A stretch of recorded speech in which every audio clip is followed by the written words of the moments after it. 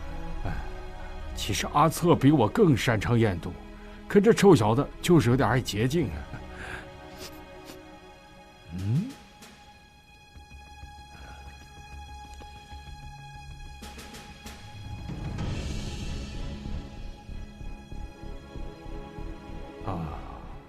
这里边应该是有7星软筋散。软筋散，是不是类似于迷药的那种东西？哎，它可比迷药霸道多了。迷药只会让人昏迷，但中了7星软筋散，使人浑身酸软无力，不能行动，无法言语，而意识仍然清醒。它的霸道之处还不仅于此。一般迷药对武功高强之人不一定能起作用，而它不仅可以放倒高手，还可以完全卸去其内力。这听起来怎么那么像10香软筋散啊？哎，这7星软筋散啊和10香软筋散同源，效果差不多。可不同的是，10香软筋散无色无味，不易被察觉，数日之后才会起药效。可是7星软筋散则有股子特殊的香味儿，药效发作快，要是跟酒混合，那药效更烈了。此二毒源于江湖，不知是何人所制，也不知出自何处，想要短时间内查出此毒，基本不太可能。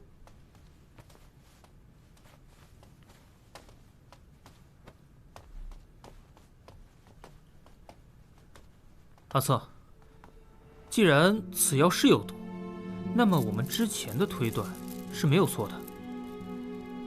齐英在死之前根本不可能从凶手身上扯下玉佩。我们展少侠好歹也是江湖上有头有脸的人物，展少侠，不如你来猜一猜，咱们泸州城内有谁能拿出7星软筋散来？头脑这种东西，我是没有的，我只会干一些打打杀杀的粗活，这种问题你别问我。你说的也对。哼。展昭，你妇儿过来，我有事想告诉你。什么事情啊？还非要偷偷摸摸的？就这样，明白了吗？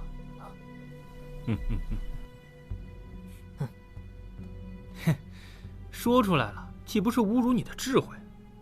毕竟智慧超群的人呢，不用听，都能猜到。你果然前辈诚不欺我啊！出来混，早晚是要还的嘛。说什么呢？这么开心？哎，冰茶姐姐，你去哪里了？包大娘在大牢里遭罪，我就想寻一些好药材给她补身子，就去深山碰了碰运气。这不，刚刚才要回来。对了，包大娘她怎么样了？哎，别提了，包大娘现在还在牢里呢。那新来的狗官明知道包大娘不是凶手，还不肯放人，还拿包大娘要挟包大哥，要求他在3日之内必须破案。他一方父母官，脑子叫狗给吃了，简直是欺人太甚。啊！新任府尹是这么个人？爹，外表平淡无奇，内心肮脏无比。就是。管他是什么人，只要不乱判就行。我也相信这个案子一定难不倒包大哥的，对吧？我先去熬药，晚上给包大娘送去。哎，外面的箩筐里丢了把扇子，拿去烧火吧。你又丢扇子啊？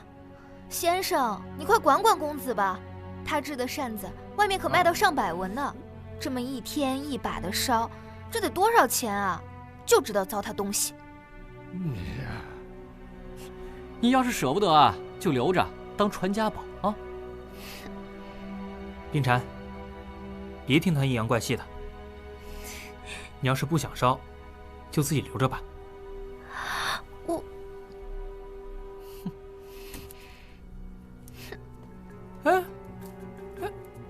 哎，他瞪我干什么？我又没有惹他。不知道啊？大概是你喜欢的女孩子，却缺你收别人的帕子吧？啊？什么呀？这是一个两个的，神神叨叨的。你还愣着干什么？快去啊！哦。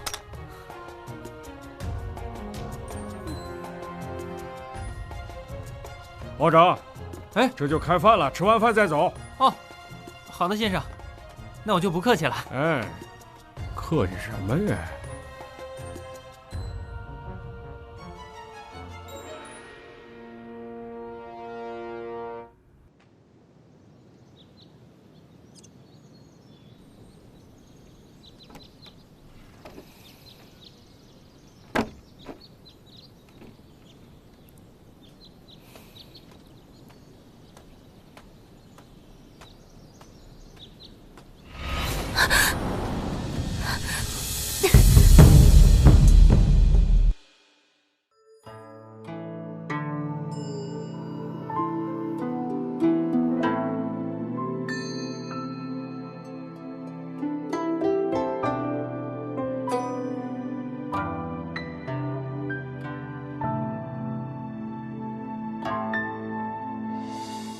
山中好月照仙人，难见晚景心翠上。且将制造新旧阵，赋个风雅尽星辰。已经风霜飒沓盖松针，不辞山水踏几程。偏来十字梨花分，惹我念风月90问。须是霜雪迎头夜动秋思，风舞夜作纸上诗人。一道如是几朝月